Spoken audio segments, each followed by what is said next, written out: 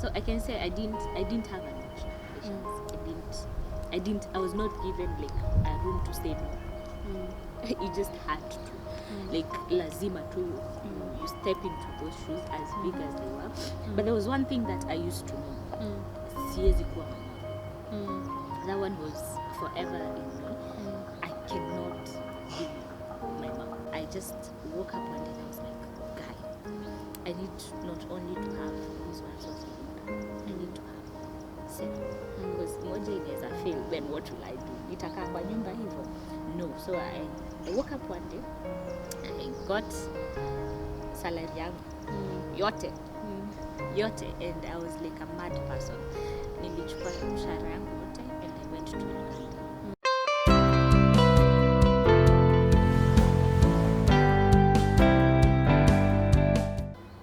Everybody, and welcome once again to Who Owns Kenya, where we celebrate innovators, entrepreneurs, and bring you inspiring stories of notable personalities. Now, in case you're wondering, today we are at the Rainbow Resort, right at the heart of Ruiru town, and this place has so much to offer. So let me tell you about the few facilities that they have to offer. First of all, they have accommodation of a total of 120 rooms, including deluxe and executive rooms. They also have fully furnished apartments, just in case you need that for yourself. Aside from that, they also offer conferencing facilities with a total of 12 conference rooms that can hold a capacity of 15 to 500 people. They also offer honeymoon packages for the newlyweds or just people seeking for getaways. Aside from that, they also have a helipad and grounds for your parties, team building activities, and so much more. So in case you're looking for a place to visit that is not far away from Nairobi, this is somewhere you can consider. Now, imagine having to take over a whole company when you least expected it and having to step into shoes that you didn't know you could even fit in. Our guest today has quite an inspiring story. She is literally a seasoned leader, and we get to sit down today with her to listen to her inspiring story, and we hope that there is something for all of us to learn. Karibu sana, Karo. Karibu sana to the show. This is Who Owns Kenya. Would you kindly introduce yourself to our viewers and let us know more about you? So, hi guys, my name is Wanjiku. Most people know me as Wanjiku. I'm a journalist by profession. I'm a business person, and a business lady. I'm a born again Christian, and that's it. And a sister to 2. Sister, yes, first one. It's good to be a first. Seasoned leader. Okay. So now, you've explained to us that you are a journalist. Where do you work? Like, which media station? So, I work at a vernacular TV station as Kiheo TV. Kiheo TV, is a vernacular TV station. We are currently located at Jewel Complex, Roysambu. So, Kiheo TV, tell us more about how Kiheo came to be. What was the inspiration behind it? Talk to us and So Kiheo TV from the beginning was a Christian television station, vernacular television station. What does Kiheo mean? Kiheo is a gift. Kiheo is gift in Kikuyu. So it's like gift TV. Gift TV. And the founder was my late mom, Bishop Masi Washiama. She was the founder of Kiheo TV. And it was mainly to glorify God. Kiheo TV was started back in the year 2020. Yes, and we started at Witevi House. Kaka small place. Oi, when we were starting, I think ulikuja. Yeah, I came. It was that small place, and I always thank God for humble beginnings. Humble beginnings. Because hujui kesho aje. But that humble beginning has grown now to be a media station that I can say I can admire when I look at, because God has been faithful. We have walked a journey, and Keheo TV, even up to now, it's running. It's running. Those who watch Keheo TV, you know, mnanionanga mahali. Yes, Keheo TV, it's still up and running by the God's glory. We are still operational. We are now on Signet, not on Palm. We are now currently on Signet. And if you want to visit us, you can visit us again, Roysambu, GY Complex, 5th floor. You'll find our offices there. But we thank God we work with under an umbrella called Jesus Winner Ministries. Jesus Winner Ministries is head by Bishop Edward Moy. Bishop Edward Moy. So we are under that umbrella of Mwangaza Inspirational Media Group. Oh, yes. Okay. Yes. Mwangaza. There's Mwangaza TV, there's Mwangaza Waneno FM, and now there's Keheo TV. Oh, so you are under We that. are under It's that umbrella. I could say a corporation or something. Yes. So we are under the umbrella of Mwangaza Inspirational Media Group under Jesus Winner Ministries. Yes. Talk to us about your life up to where you are right now. How did you come to be a journalist? What has inspired you so far to where you are right now? I think the greatest inspiration, first of all, is God. I can say I'm not where I am because of anything else. It's God. Tunasemanga ni God. It's God. But again, I have had a great support system. I can say my late mom was a great inspiration to me and also to my siblings. She was that woman. She was that phenomenal woman. And I think where I am, it's because she led the way for me. She gave a chance and an opportunity for me to grow and see what she has. Fortunately, she was a journalist as well. She was a journalist, and this is what she did. I used to look at her. She used to work at another vernacular station. And you see, as a baby, you take unaendanga na mama yako hata akienda job. You get to see what she does. So I used to do that with my mom. And my career and my passion grew at that moment. Seeing her, anasimama hapo kwa camera, anasema mwiroreri, sijui really. I used to admire that so much, and I used to say to myself, I would like to do what my mother does. And fortunate enough, she gave me that opportunity. Alinipea masomo pia. We studied together at ANU, and yeah, we went through the same class, journalism.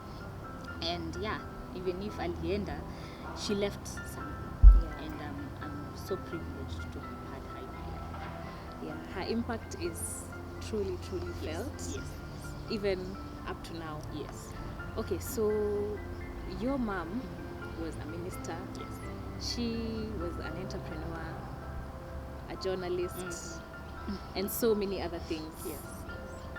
And now here, COVID came, and we are out of school. Now you are working with your mom. Yes. How is that like for you? Working together with her. I can say my mom ni ule madam, and she never gave room for mediocre performance. And getting to work with her was like it was a dream come true one, but again it was tough because she never gave the opportunity for you to be like uni mama yangu, so I can do whatever I want in her company. I can do whatever I can do because mimi mtu wake. But it was not that was not the case. I remember I share this with so many people. My mom has ever suspended me from work. Nilipewa barua. Yes. Because What happened? There was a letter I was supposed to receive from the CAK. Not from the CAK, from PAM, because at that point the TV station we were using PAM instead of Signet. So there was a letter I was supposed to receive and respond to it about payment, but I didn't. I think nilikuwa carried away na kazi zingine nilikuwa nazo, so I didn't respond to that letter. So the following day nilitumiwa barua like any other employee in the company. You can imagine this is your mom, she's the director of the company, but nilitumiwa barua and I was told you're suspended for 2 weeks from the company, and that is because you have done ABCD. And yeah, so ilisainiwa na my mom. Unaenda nyumbani kwake Tana. unaenda kwake kazini, she's your boss, at home she's your mom. I remember that day, the following day in the morning, we used to wake up and go to work together, but that particular morning niliachwa kwa nyumba. Suspended. Yes, I'm suspended. I can't go to work. And jioni akikuja, she's like, Carol, serve me tea. And she's like, nothing has happened. She used to have this character of, we distinguish kazi ni kazi, nyumbani ni nyumbani. So when you're at work, you are my employee, and when you're at home, you're my kid. So there was no room for mediocre performance, I can say. Working with her was a great opportunity and good, because right now I have that discipline ya kazi, because she trained me that way. Yes. I remember I interacted with your mom a few times. Yes. And to be honest, you couldn't bring mediocrity her way. Yes. Like, it doesn't matter if you are a friend, it doesn't matter who you are. Yes. But I could say that is such a great lesson to get from your mom, that discipline. And even if it's a family business, there's still a boundary between family and work.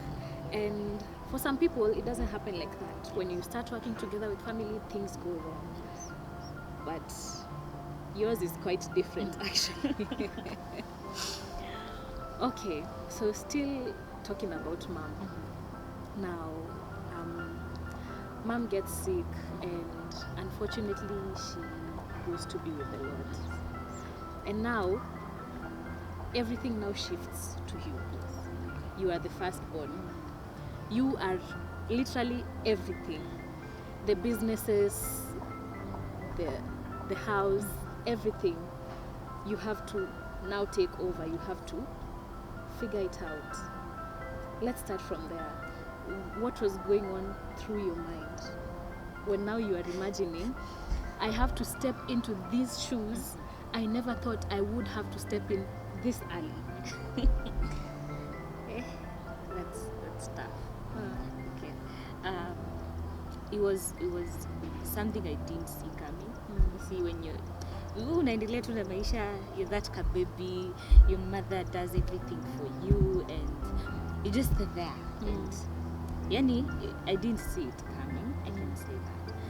But when it came, it was a shock.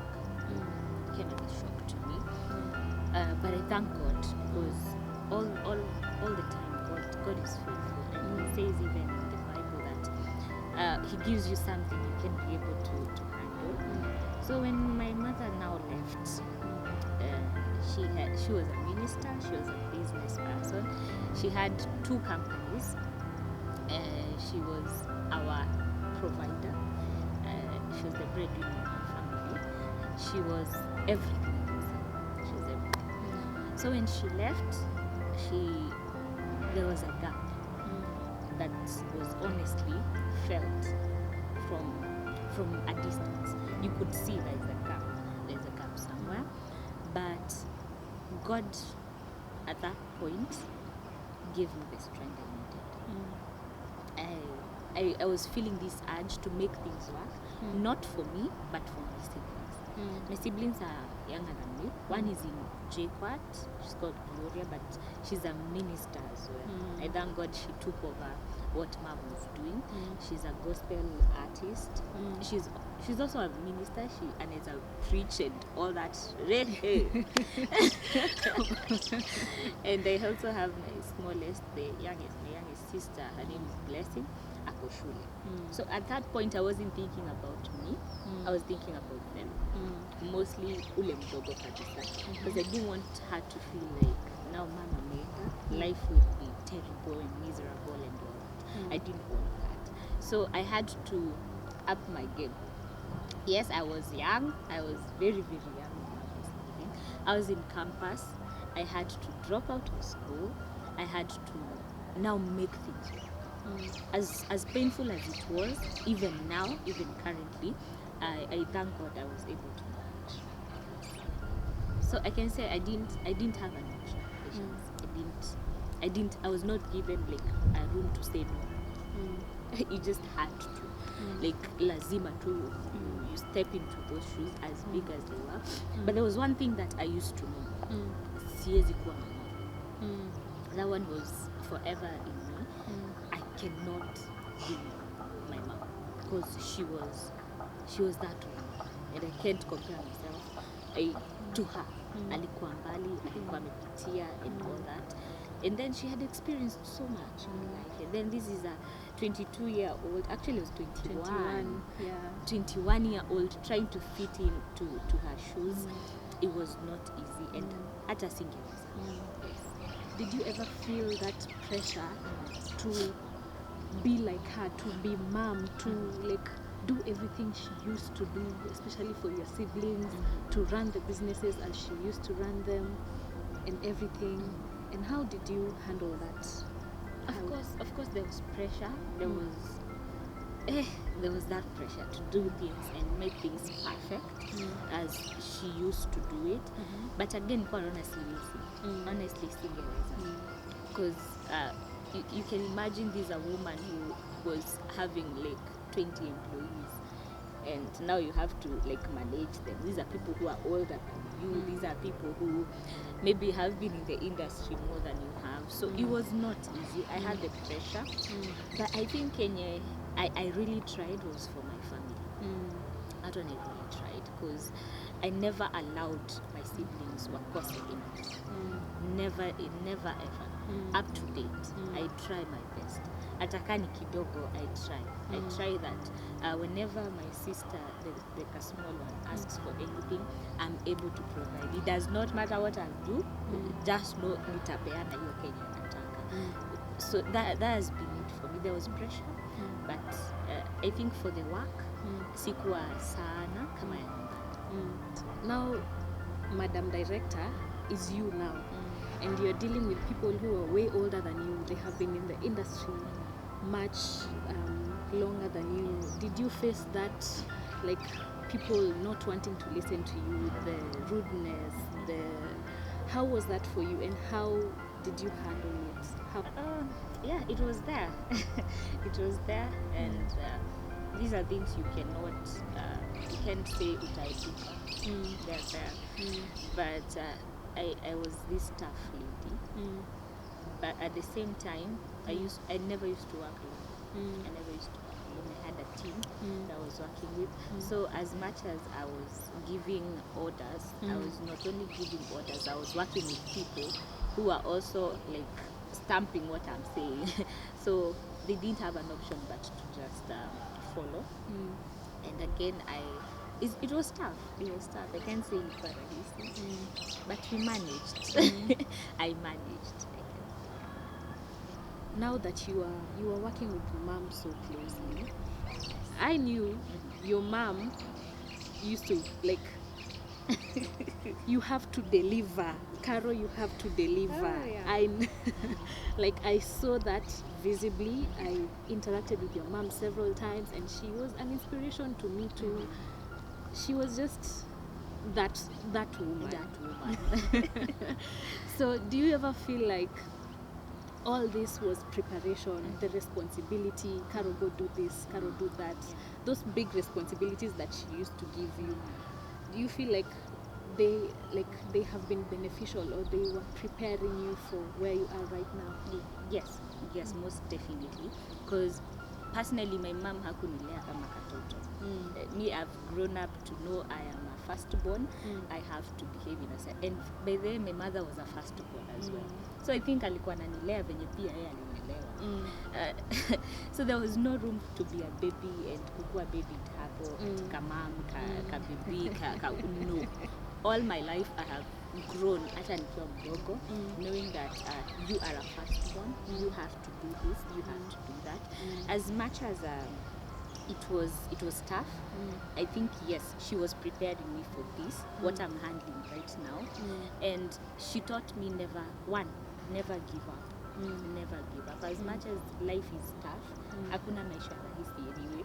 So you have to fight through it. And if things don't work for you right now, it does not mean they won't work for you forever.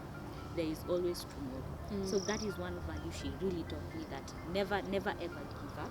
So even if sahi napitia kitu, I normally believe it's for a season. It's for a season. It will pass and I'll get to that other point the next time. So she left me with so much in my hands. And as much as I can't fit into those shoes, aliniacha nikijua that even if it won't work right now, tomorrow you'll try again, and if it doesn't work, try again another day and another day, and until it works. Never give up. Yes. Okay, that's true. That's really true. Yes. And now, following your mom's footsteps, your sister is a minister, you're a journalist, you're an entrepreneur. Yes. Your sister is also an entrepreneur. Yes. Talk to me about business, your business. How was it starting up and growing it? Talk to me about your business. Okay, so my business is called Fabulous Finds by Wanjiku. Fabulous Finds, I sell shoes and ladies shoes mostly, but I've also gotten into men's shoes as well, and dresses. But my sister is the one who does dresses mostly, and her shop is called Glam. Glorious Mouth. Yes, Glorious Mouth, yes. Duka yake iko Thika. Mine is online. Her shop is in Thika. Mine is purely online. Starting my business, my main inspiration was I don't only want to have one source of income. And that's one thing I believe in. I would want to have Multiple sources of yes, income. because at the end of the day, hujui gani itapenya and it go through. So Fabulous Finds by Wanjiku, I just woke up one day and I was like, guy, I need not only to have this one source of income, I need to have several. Because moja inaweza fail, then what will I do? Nitakaa kwa nyumba hivyo?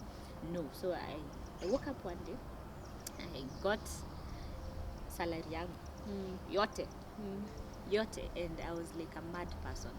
Nilichukua mshahara yangu yote and I went to Uganda.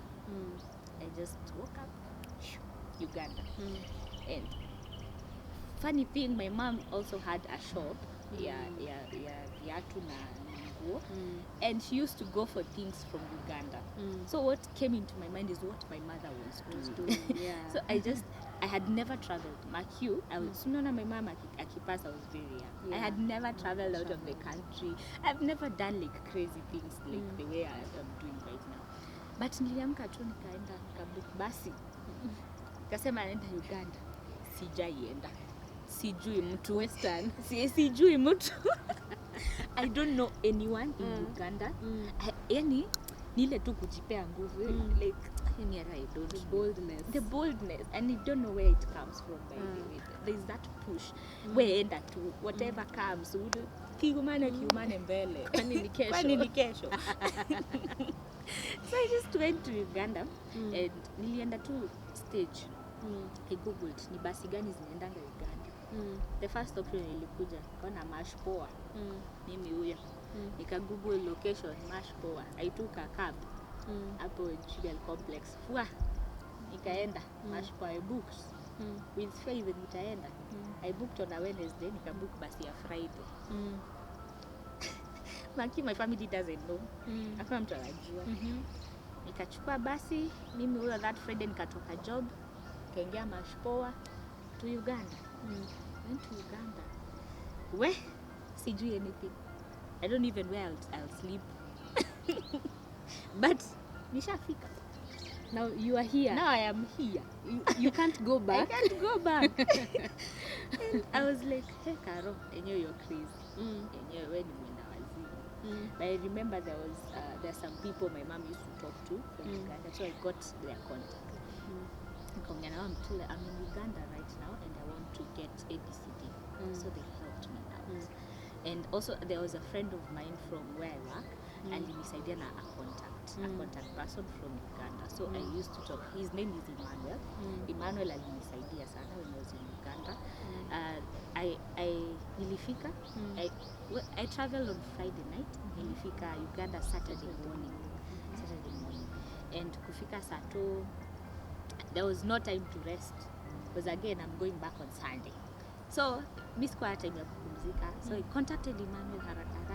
Emmanuel gave me another teacher wa huko Uganda, akaniambia this one will help you around. So I got the teacher, sijalala, so nikafika, nikaenda soko. Alinionyesha tu mahali nitalala. I give me a hotel, I think it's Nyamaiba bus park. Akanipeleka, nikaweka vitu zangu, nikalipa hoteli. Kaenda soko sasa kutafuta vitu. And that's where now my business started. I went for things from Uganda, came back to Kenya. Nilianza tu kuzipiga picha kwa nyumba. Nikaanza, and God is faithful. My business is doing good. And how has it been? Since COVID happened, I know people have embraced the online space so much. Yes. Most businesses are going online. Talk to me, how has the experience been for you? It's been good, it's been amazing. Honestly, online business, I think it's a thing right now, because you find most businesses are the walk-in clients. Walk-in clients in your church. But when you do something online, like so many people view my status, I find like 100 plus one of you status. If I post anything on a story on Facebook, it gets like 300, 400 even on Instagram. So I get to reach so many people via online than I would nikiweka shop mahali. Nitapata clients 3-4 wana walk in. But the online space is so wide, and as much as people won't get to buy, they will be aware you're doing something. Yeah, so I find that hata sahi even if nikose kupost, kuna mtu ataniambia kuna kiatu ulikuwa umepost. You see, at some time back kuna kiatu ulikuwa umepost, nika screenshot, do you have it up to now? So it's the online space, I think it's the ideal thing, especially for young people. And if you can't even afford kulipa duka, my dear, sasa kuna pressure. Unga ilikuwa 200, imeangushwa tu jana. Kuna ka pressure ka uko na house rent, uko na bills, uko na nini. Nitajiongezea tena nini ya kulipa duka. No, so I'd rather embrace the online thing, and it's good. Honestly, for me, it has worked. It is working. Yes. Now talk to us about some of the challenges. Have there been challenges you have encountered so far in online business, and how have you been handling them? Of course, hakukosangi challenges. Kazi yote lazima iko na challenge. But you just continue. As I said, me, I have no room for giving up. Now, even if I'll take a pause, it's just a pause, I'll continue. I have no room for giving up. In my life, that's what I believe in. Ataka nitasimama kidogo, nina warm up to continue again. So challenges have been there. Online is not for the faint-hearted. You have to continue, be consistent again. Post. Acha watu waboeke na wewe. So there's that challenge here, consistency. You have to be consistent. So yeah, and unajua consistency nano ya online, you have to be online all the time, because your clients interact with you ukiwa online. So you have to be online. You have to communicate with them. Kuna watu watakwambia ni deliver kiatu mahali, and wanakosa kushow up. And you have to still continue. I've faced that one. I really have. There was a couple of clients ananiambia nichukulie kiatu, I get it, ananiambia nipeleke mahali fulani, na anakosa kwenda. And that time, have they paid ama? There are those who have not paid. Ananiambia, sometimes I deliver the shoes myself. So ananiambia nipate mahali fulani. So you see, atalipa nimpatie kiatu. You get. So anakosa kuapia. Ama hiyo time nikiwa hapo anazima simu. Anazima simu, and I have to go back with my shoe. And it's there. Kuna wengine anakuambia tumanishe hii kiatu mahali fulani, anazima simu. Nakuru, I have had clients even from Mombasa. Thank God for my clients that are faithful. There are those who are really good. I have delivered shoes in Mombasa, Nakuru, I have delivered Nanyuki. They are so, kuna wale wazuri. Yes. But around, I think ndo wameni pressure. Yeah. Allow me nikurudishe nyuma kiasi. Mom had multiple businesses. Yes. How did you sustain the multiple businesses that she had and the challenges? Talk to us about. Okay, mom had a couple of businesses. That's true. And I didn't want to do it alone. I wanted to involve my sister as well. Because yeye hakuwa mtoto kama aka kengine. True. So as much as I was handling things, I wanted her to be part of it, and also feel the pinch of it is not easy. It is not easy to handle, easy to zote. So I didn't do it alone. I had her and also my dad. My dad was also there, and we handle things as a family. I can say, as much as I'm the first one, it narrows up to these people behind me. So wamenishikilia sana. My dad and my sisters, they have been those wale wase kwangu. I get to a point I break down, nawaambia mimi nime give up, nimeachana na hii kitu, I don't want to see this, and they tell me at the end of the day, you have to continue. You have to do it, not only for you, for your mom as well, for your sister aka kadogo. So haijakuwa rahisi, I can say, but having them and involving them as well. Involving them, true. Because huwezi manage biashara kaa 5 peke yako, my dear. Utaanguka. You can't. Niokogoa. That is Kikuyu for me. Niokogoa. You cannot, and you're very young. Imagine this is a stage where you are growing, as well.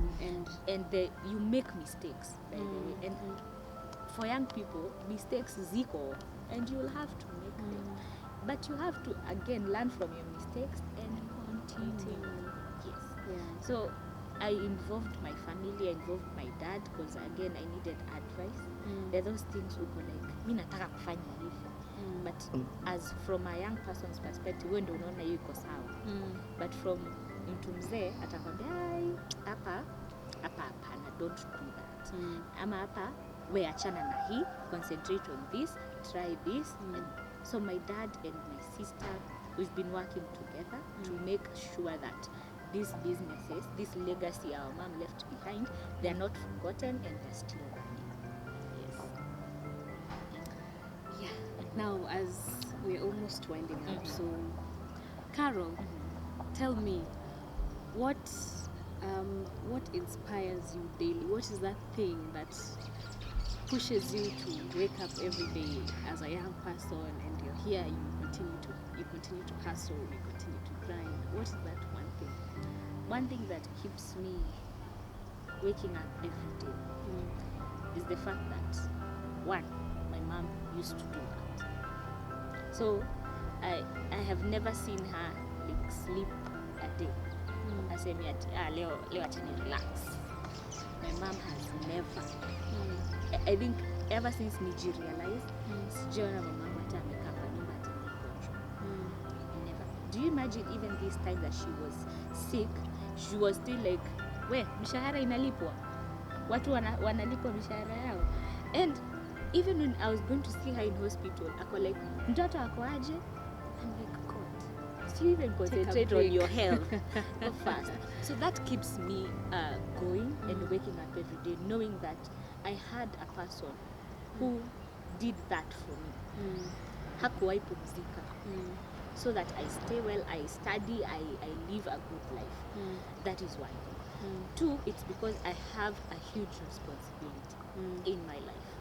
A responsibility, not, see, as a firstborn, you don't have a chance to fail. You have to work. You have to work. And for my sibling, aka kadogo, I assure you I can even move the whole earth this other side.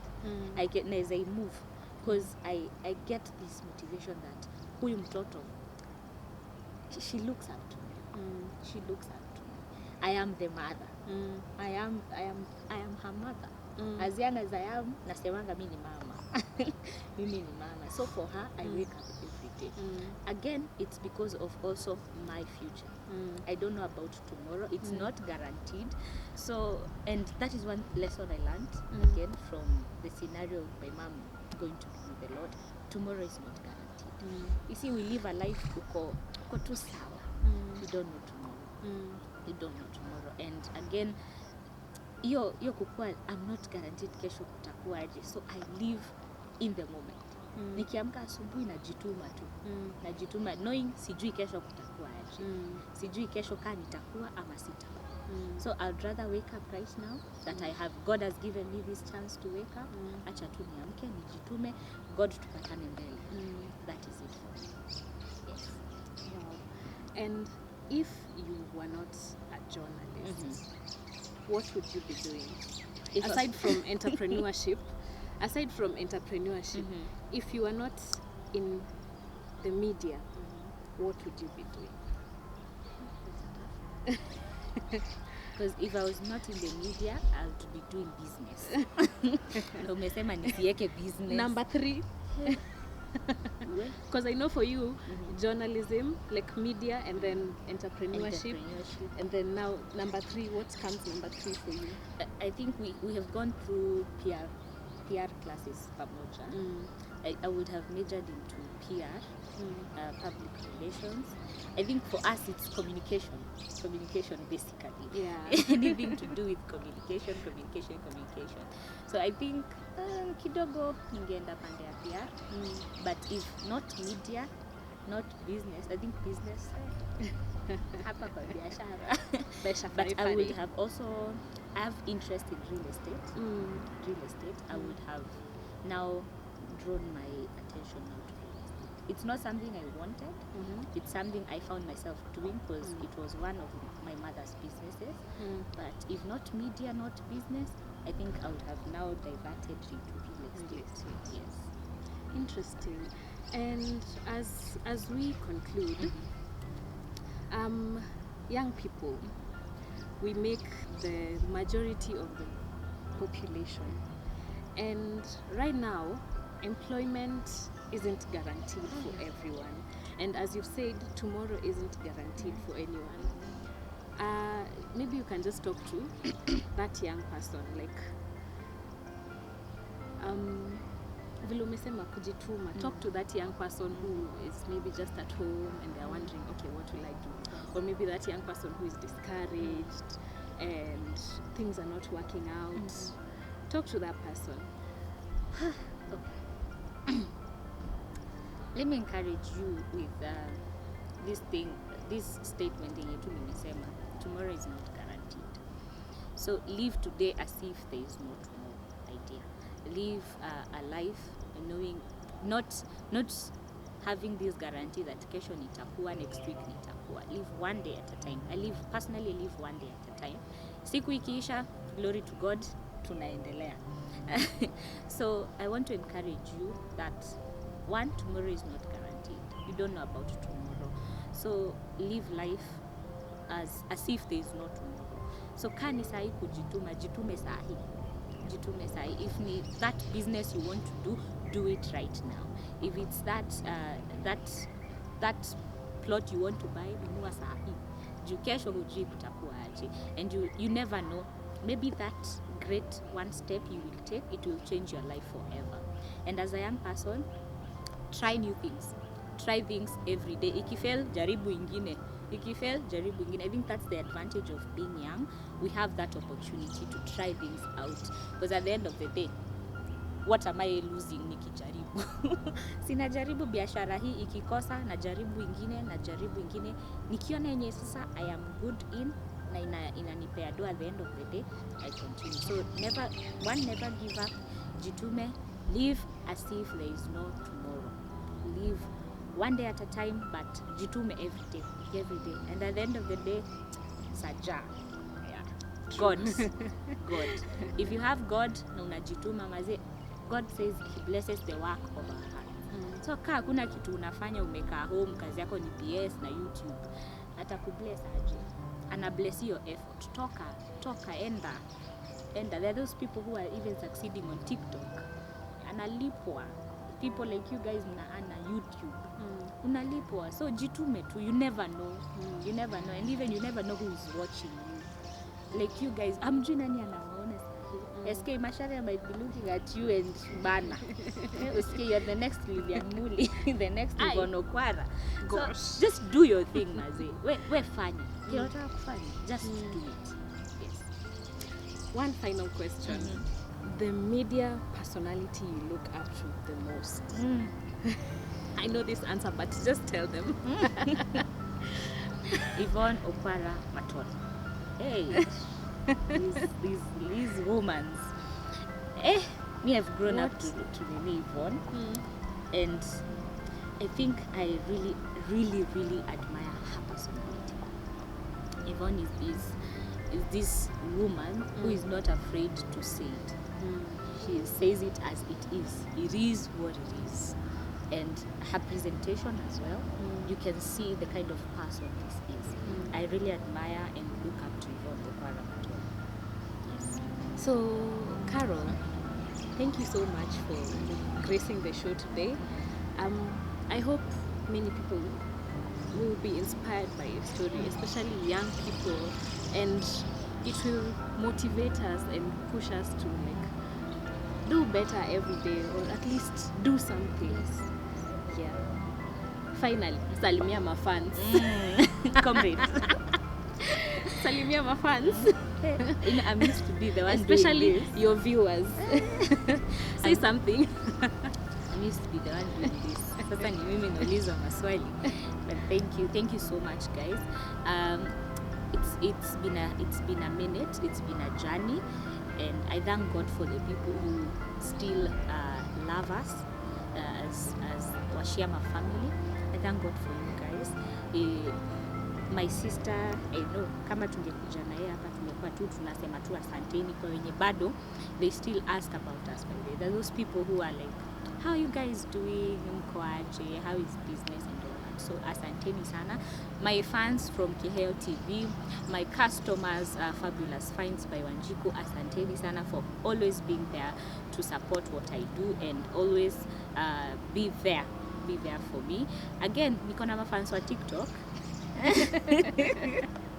I do TikTok for fun, but I have my fans on TikTok. Asanteni sana, guys, and yeah, continue liking our page Keheo TV and also Fabulous Finds by Wanjiku on Instagram and also on Facebook. This is an amazing thing you guys are doing. Asanteni sana for inviting me, and I hope hata nikifungua biashara ingine na ingine mutaniita kabisa. Mutaniita. Don't worry. Thank you so much. We got you. Thank you so much for gracing our show. It's been a pleasure. It's been an honor. Yeah. We wish you the very, very best. Thank you. Yeah, and you're such an inspiration to young people. Like, I'm sure someone out there looks at you and says, if Caro can do it, then I can also do it. Yes. So thank you so much, and wish you all the best.